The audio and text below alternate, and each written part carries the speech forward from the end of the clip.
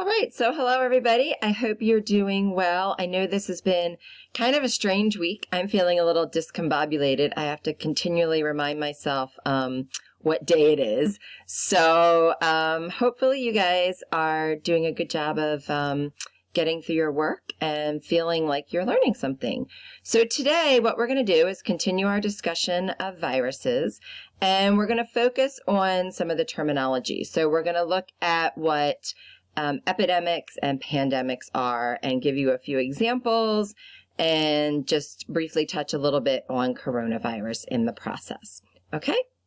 All right, so let's click over onto the slideshow. So basically, as I said, we're going to talk about epidemics versus pandemics. So here are kind of three words you'll hear as you listen to the news or maybe read articles. So an outbreak is a noticeable increase in the number of cases over the expected. So this generally happens over a small area, and it might only affect a limited number of people. So there's an outbreak of flu virus in Baltimore City, or there was an outbreak in, Sacramento, California, something to that effect. So this is kind of small. An epidemic then is going to spread over a wider area and affect many individuals. So this is going to be an entire portion of a country or an entire country. So it's spread out from the initial outbreak to become epidemic. And then pandemic is sort of the most widespread. So this affects an even wider geographical area. And now a significant portion of the population is affected.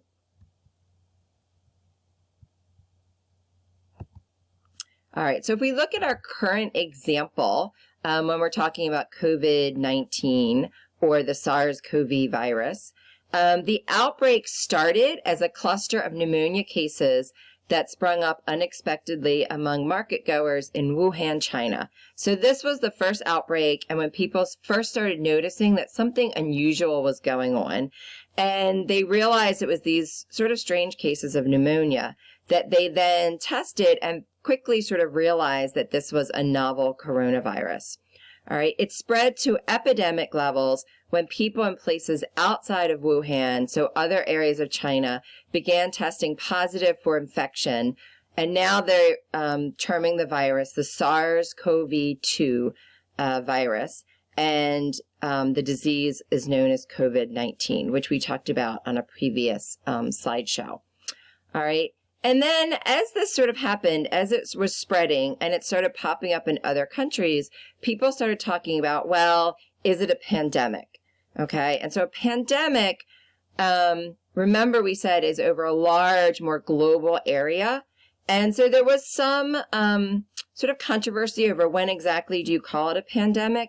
And the World Health Organization, or WHO, as you'll see at the the WHO, there you go.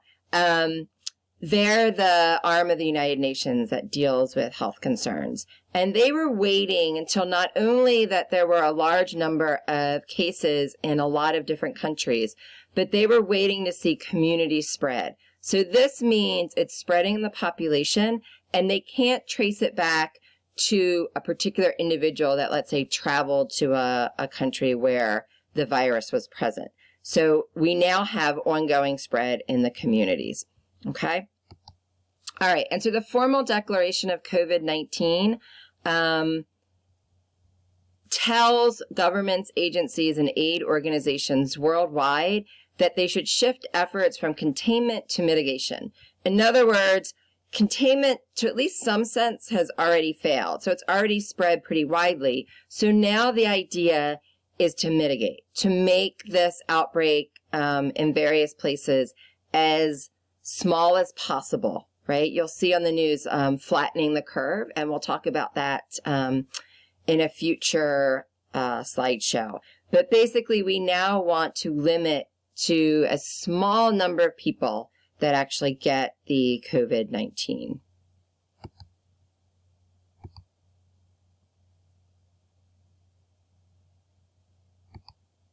All right, so if we think about history, the WHO declared 2 pandemics in the 20th century. Okay, so I've already mentioned that the WHO is the World Health Organization, and this is, as I said, a part of the United Nations. So they sort of monitor global health. You'll also see in the U.S. the CDC, which is the Centers for Disease Control, and they pretty much control like monitoring within the country, and when you see like news outbreaks,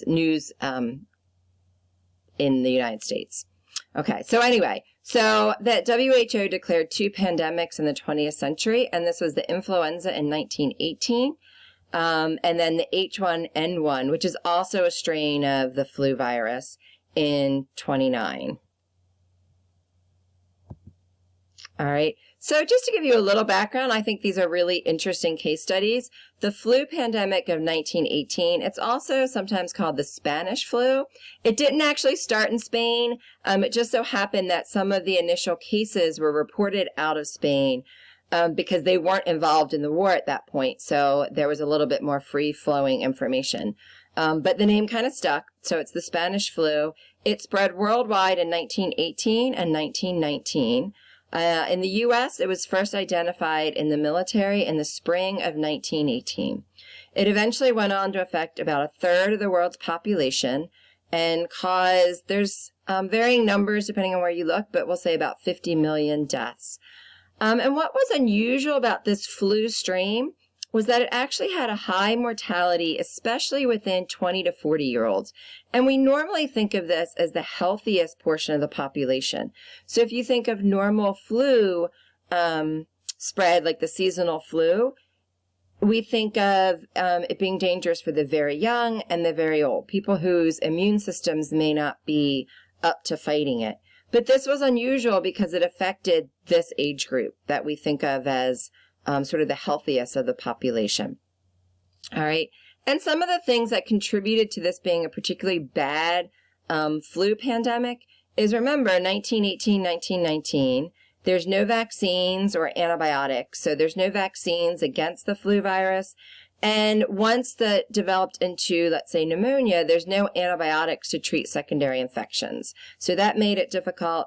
And this also occurred towards the end of World War I. So think about what happens during such a massive wartime effort is people are spread all over the globe. There's lots of travel. So all these, young males between 20 and 40-year-old, they're traveling. If they get sick, they're being sent home. So they're actually helping spread the virus that way. And then the virus itself, we think, for whatever reasons, were a particularly dangerous strain of the flu virus. Okay, so here's just some pictures I found on the internet. So as you can see, even back then, people were trying to mitigate in various ways. Here's a picture of Red Cross. So there was also really a shortage of nurses during this time because, again, the war effort was really taking a lot of the resources. So that also made it difficult to treat. All right, so the flu of 1918 basically happened in 3 waves. So you can see from this graph down here, there was a small wave basically in spring of 1918, and then it kind of went away. But then it really came roaring back in the fall of 1918. And this was actually a more virulent strain of the flu. So the first cases that came up weren't that different from ordinary flu, but when it came back in the fall, it seemed to cause more dangerous symptoms. And then it died down just a little bit, and it came back again the winter and spring of 1919. Okay, and then you'll see more people died during the 1918 pandemic than the total number of military and civilian deaths that resulted from World War I. And that's actually not that unusual during wars, that diseases of one type or another cause more deaths than the war itself. All right, and then the other pandemic was the H1N1, the 2009, what we call the swine flu. And the reason we call it the swine flu was that this was a novel influenza virus that emerged. So remember when we talked about coronavirus, we said that it was a zoonotic, so that it was present in animal populations. Well, various flu strains are also present in other animal populations. And pigs in particular can host a variety of flu strains. And normally these don't spread between the pigs and humans, or if they do, it's sort of just immediate contact. It doesn't wind up spreading in human populations. But this flu strain, for whatever reason, became mutated or acquired a mutation that allowed it to jump into the human population and then undergo community spread. And since this was something that people hadn't seen before, so their immune systems had not encountered, it was particularly virulent. And we think that's part of the reason it affected the young, because they hadn't seen any of this type of flu before. The theory is that possibly people that were over 60 had maybe sometime in the past encountered a similar flu virus that gave them a little bit of immunity. All right, as I said, it was detected first in the U.S. and spread across the world, and you can see some of the statistics down here. Okay, so that leads us to our current situation. So as I said in previous slides, the WHO declares pandemics, and so they declared the coronavirus outbreak a pandemic on March 11th, 2020. And this was the first coronavirus. So remember we said there's all different types of viruses. This is the first coronavirus to be considered a pandemic. Okay, and I think that's it for today. So what I'd like you to do is make sure you've taken notes and added them to your notebook. And what I'd like you to do is to go onto Google Classroom. And you don't have to be formal this time, but leave a comment. What did you think was interesting about this slideshow? Or what did you particularly learn? You know, what would you tell somebody else from this slideshow that you thought was interesting? And if you have any questions, please post them as well, and I will try to answer them. All right, so have a great day, and stay a safe distance away from other people, and stay safe. See you tomorrow.